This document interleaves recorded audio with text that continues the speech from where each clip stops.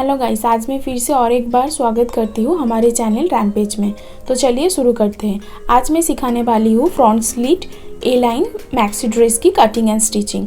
सबसे पहले आपको कपड़े को फोल्ड करना है। फोल्ड करने के लिए आपको किनारों को मिलाते हुए खुली साइड आपकी तरफ रखनी होगी और फोल्ड वाली साइड आपकी दूसरी तरफ रखनी होगी। इस तरह से आपको कपड़े को फोल्ड करना है। फोल्ड करने के बाद अब आपको लंबाई की नाप लेनी है।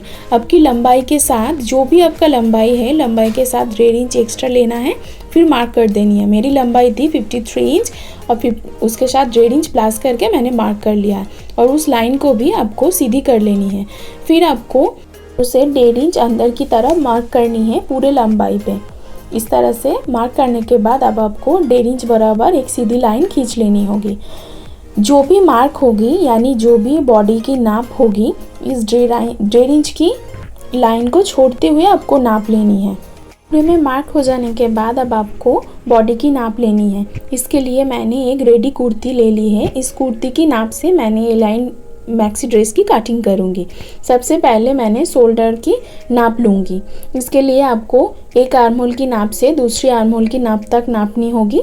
इस तरह से भी आप नाप ले सकते हो। और दूसरी प्रोसेस है कि आपको 1.5 इंच छोड़ के जो कुर्ती ली थी उसको डबल फोल्ड करके आपको मार्क कर देनी है। इस तरह से अच्छी तरह बिठा के आपको मार्क कर देनी है। पर मैं इस तरह नहीं करूँगी, इससे गलती होने की ज़्यादा चांसेस होती है। इसलिए मैं कुर्ती से बॉडी की नाप लूँगी, फिर मैं मार्क करूँगी उस तरह से। शोल्डर की मार्क करने के लिए आपको शोल्डर की आधा लेनी है, उसके साथ 1/4 इंच प्लस करके शोल्डर की नाप लेनी होगी। फिर आपको आर्म होल के लिए आपको शोल्डर की नाप से 1 इंच कम करके शोल्डर लाइन पे मार्क करना है। उस शोल्डर लाइन पे ही आपको चेस्ट लाइन की भी मार्क करनी है। मैंने इस बात हर एक वीडियो में बताई थी, जिस वीडियो में मैंने फुल पुट यानी जो बोट नेक होता है या कॉलर वाली नेक होते हैं उसमें बताई थी। फिर आपको शोल्डर लाइन को सीधा लाइन खींच लेनी है। खींचने के बाद अब मैं क्या करूँगी कि मैं आर्म होल को नाप लूँगी। मैं एक बार आर्म होल को नापूंगी, फिर चेस्ट की भी नाप लेनी होगी। चेस्ट की नाप लेने के लिए आपको एक आर्म होल की दूरी से दूसरी आर्म होल की दूरी तक नापना होगा। जो भी आएगा उसके साथ मैं 1/4 इंच प्लस कर दूंगी, क्योंकि ये कुर्ता पुरानी है तो एक बार धो लिया है, एक बार या पहन लिया है तो धो लिया है, तो जो भी कपड़ा सिंक होनी थी वो हो चुका है। पर ये ड्रेस नया है तो जब ये पहनने के बाद कपड़ों को धोगे तो कपड़ा श्रिंक हो जाएगा, तो फिर बॉडी में टाइट होगा, पहनने में बहुत दिक्कत भी होगी।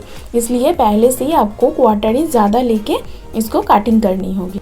तो जो भी आपका नाप आया है उसको आधा करना है और उसके साथ 1/4 इंच लेके मार्क करनी है। फिर उसके बाद आपको सिलाई मार्जिन रखनी है आपकी मर्ज़ी से।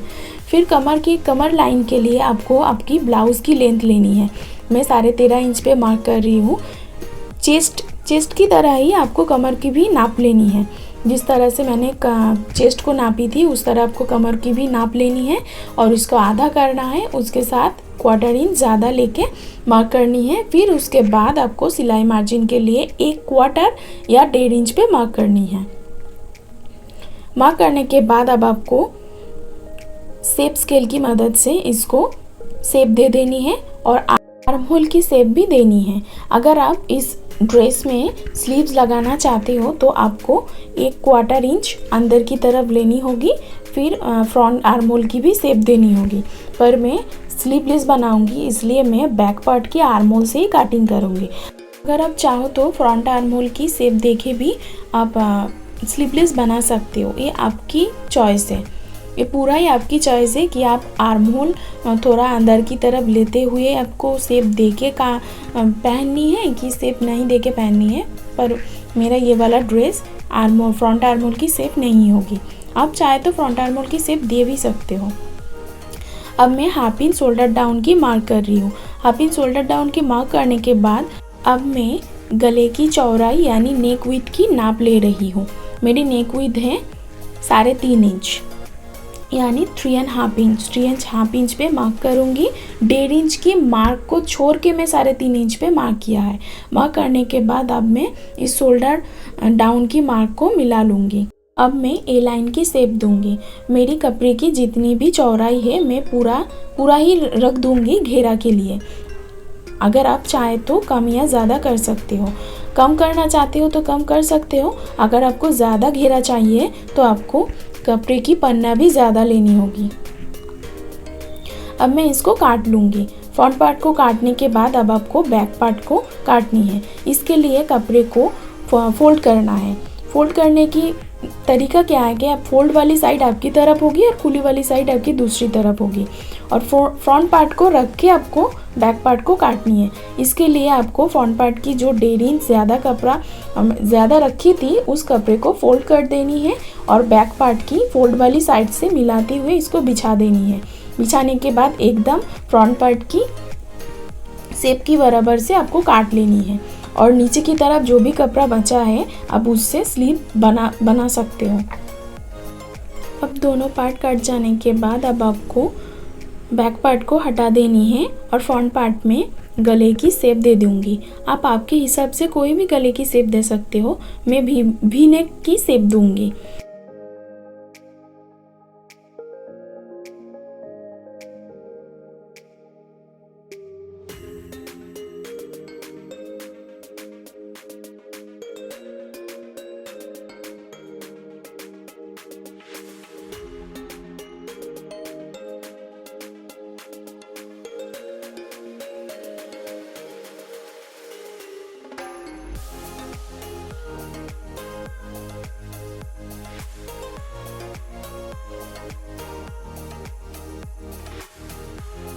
मैं अभी एक टेम्पोरारी शेप देके आपको दिखा रही हूँ।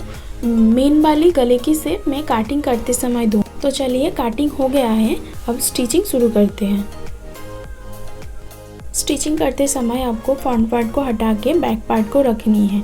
अब बैक पार्ट की गले की शेप देनी है। सबसे पहले आपको नेक की चौड़ाई यानी नेक विड्थ पे मार्क करनी है। मेरी नेक विड्थ थी 3.5 इंच। मैं 3.5 इंच पे मार्क करूँगी और नेक की लंबाई के लिए मैंने 3 इंच पे मार्क किया है।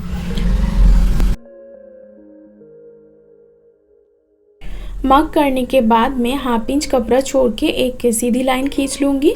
फिर मैं ऊपर से 10.5 इंच पे मार्क करूँगी, यानी मैं मेरी नेक की लंबाई रख रही हूँ, पूरी नेक की लंबाई रख रही हूँ 10.5 इंच। 10.5 इंच पे मैं एक मार्क करूँगी और जो 1/2 इंच छोड़ के एक मार्क की थी उससे 10.5 इंच की नाप को मैं एक बार नाप लूँगी और इसकी मिडिल लाइन निकाल लूँगी। मिडिल लाइन से मैं 3.25 इंच पे मार्क करूँगी। मार्क करने के बाद मैं एक डायमंड शेप की यानी एक बर्फी शेप की एक शेप दे दूँगी। आप आपके हिसाब से कोई भी शेप दे सकते हो।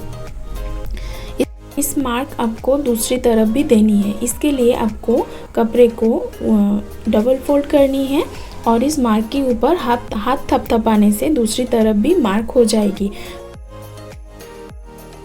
गले को रेडी करने के लिए आपको डायमंड शेप के हिसाब से और एक कपड़ा काट लेनी है और इसको इसके साथ चारों तरफ मिलाते हुए इसको लाइन के ऊपर से यानी मार्क के ऊपर से आपको स्टिच कर लेनी है।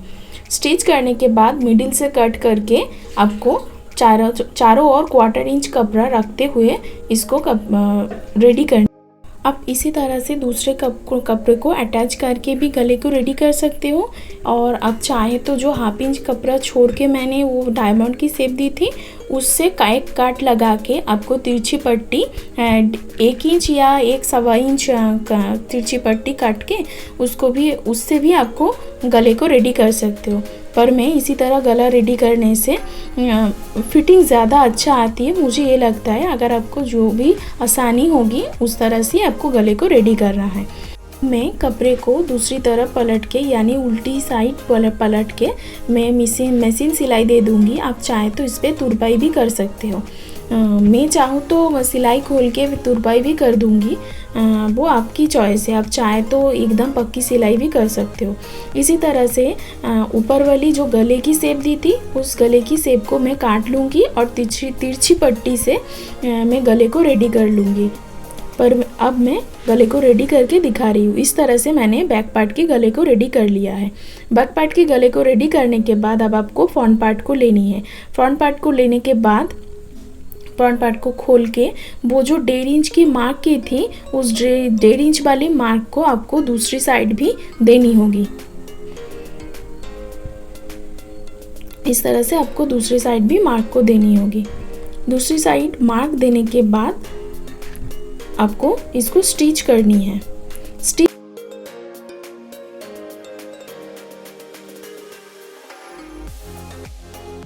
मार्क करने के बाद अब आपको दोनों पार्ट को सीधी करके बिछानी है। बिछाने के बाद कौन सी पार्ट लेफ्ट वाली है और कौन सी पार्ट राइट वाली है वो आपको निशान देनी है। मैं लेफ्ट वाली पार्ट पे एल लिख रही हूँ और राइट वाली पार्ट पे आर लिख ली हूँ। इसलिए लिखने के बाद अब मैं दिखा रही हूँ किस तरह स्टिच करूँगी। स्टिच करते समय आपको ये ध्यान रखनी है राइट वाली पार्ट लेफ्ट वाली पार्ट के ऊपर चढ़ा के स्टिच करनी होगी। तो इसके लिए वो जो ब्लाउज़ में होती है ना, एक कम वाली पट्टी होती है और एक बड़ा की जो पट्टी होती है, यानी एक कांच पट्टी एक बटन पट्टी होती है, उस तरह से आपको रेडी करना है। लेफ्ट वाली पार्ट की जो स्टिच होगी वो पूरा 1.5 इंच अंदर की तरफ एक बार 3/4 इंच और एक बार 3/4 इंच को फोल्ड करके स्टिच करनी है पूरे। स्टिच करने के बाद अब आपको इसकी चेस्ट को नापनी है। लेफ्ट वाली पार्ट की चेस्ट की नाप एकदम जो आप कपड़े में ली थी वो ही रहेगी, पर राइट वाली कपड़े में वो 3/4 इंच ज़्यादा रहेगी, क्योंकि राइट वाली पार्ट में हम 1.5 इंच कपड़े को सिर्फ एक बार फोल्ड करूँगी और उस लाइन बराबर आपको स्टिच करनी है। इस तरह से एक बार ही फोल्ड करूँगी और उसकी किनारों बराबर मैं स्टिच कर दूँगी। पर लेफ्ट वाली पार्ट में उस 1.5 इंच कपड़े को 2 बार फोल्ड करके आपको स्टिच करनी है। ये ध्यान रख के आपको स्टिच करना होगा।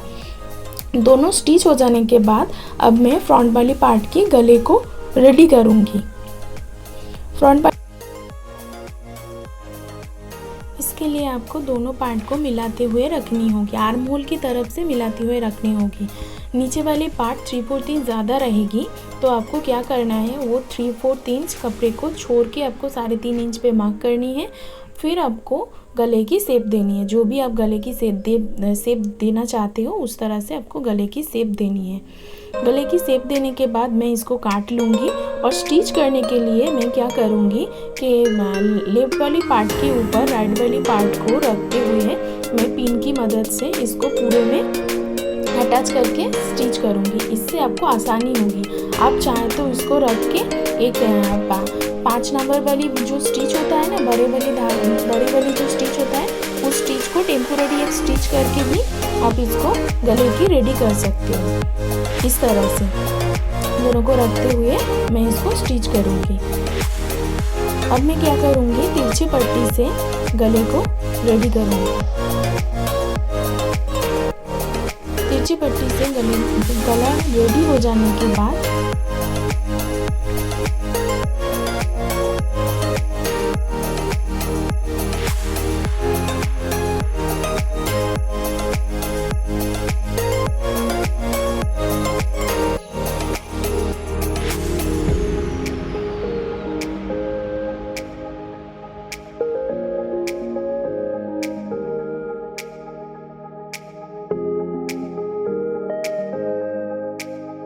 दोनों गला रेडी हो जाने के बाद जिस तरह से मैंने पिन से अटैच की थी उस तरह ही आपको रखनी होगी और इसको मिलाते हुए आपको तिरछी करके पहले, क्योंकि वी वाली शेप है तो गला तिरछी रहेगी। लेफ्ट पार्ट और राइट पार्ट जॉइन करने से पहले आपको इस वाली पॉइंट पे मार्क करनी है कि आपकी कितनी खुली रहेगी। आपकी स्लीट जो ओपन वाली स्लीट होगी तो वो कितनी खुली रहेगी। मैं नीचे से 15.5 इंच पे मार्क करूँगी, फिर मैं ऊपर से एक बार तिरछी करके सिलाई करके फिर मैं लंबाई में 15.5 इंच पे जो मार्क की थी उसको मैंने एक स्क्वायर करके स्टिच कर लूँगी। इस तरह से स्टिच कर लूँगी। अगर आप इससे भी ज़्यादा खुली रखना चाहती है, यानी ओपन स्लीट इससे भी ज़्यादा रखना चाहती है, तो आपके हिसाब से रख सकते हो। मैंने 15 इंच रखा है कि 15 इंच स्टैंडर्ड साइज़ है। एक लॉन्ग मैक्सी ड्रेस के लिए 15 इंच स्टैंडर्ड साइज़ है, इसलिए मैंने इतना ही रखा है। अब मैं 15 इंच पे मार्क तक स्टिच आ जाने के बाद इसको स्क्वायर करके फिर मैं गले की तरफ एक बार स्टिच लेके चली जाऊंगी। इससे क्या होगा कि ये दोनों पार्ट आपस में अटैच हो जाएगी। अगर आप चाहते हो जो अटैच वाली पार्ट है, अब इस अटैच वाली पार्ट में आप आपकी मनपसंद कोई भी बटन या कोई भी लटकन लगा सकते हो डेकोरेट के लिए। अब मैं क्या करूँगी, बैक पार्ट को लूँगी और इसकी शोल्डर की यानी शोल्डर को अटैच कर लूँगी। शोल्डर अटैच करने के बाद आपको 1.25 इंच की एक तिरछी पट्टी काटनी होगी, क्योंकि इसकी आर्म होल को रेडी करना है। अगर आप स्लीव्स लगाना चाहते हो तो स्लीव्स लगा के इसको रेडी कर सकते हो, पर आप तो जानते हैं कि मेरा स्लीवलेस होगा, इसलिए मैं तिरछी पट्टी से आर्म होल को रेडी कर लूँगी।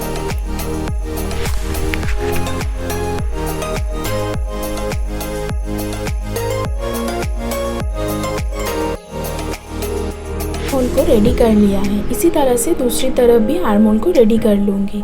अब मैं फ्रंट पार्ट को डबल फोल्ड करके व्हीलर की मदद से बॉडी मार्क को एक बार चला लूँगी, उसके ऊपर से चला लूँगी और दूसरी तरफ चॉक की मदद से नाप दे दूँगी। नाप यानी मार्क करने के बाद अब आपको उस मार्क बराबर से आपको स्टिच करनी है। बॉडी मार्क बराबर आपको वेस्ट लाइन तक स्टिच करनी है। अब वेस्ट लाइन से जब नीचे की तरफ जाओगे तो तब आपको उस मार्क से आपको ज़्यादा कम करते हुए स्टिच करनी होगी, क्योंकि कमर की लाइन पे जो सिलाई मार्जिन थी वो थी 1.25 इंच, पर आपको साइड वाली जो कपड़े में स्टिच करोगे उसमें आपको 1 इंच रखते हुए आपको स्टिच करनी है। दोनों तरफ इसी तरह से स्टिच करनी है। इसी तरह से दोनों तरफ 1 इंच छोड़ते हुए पूरे नीचे की तरफ पूरे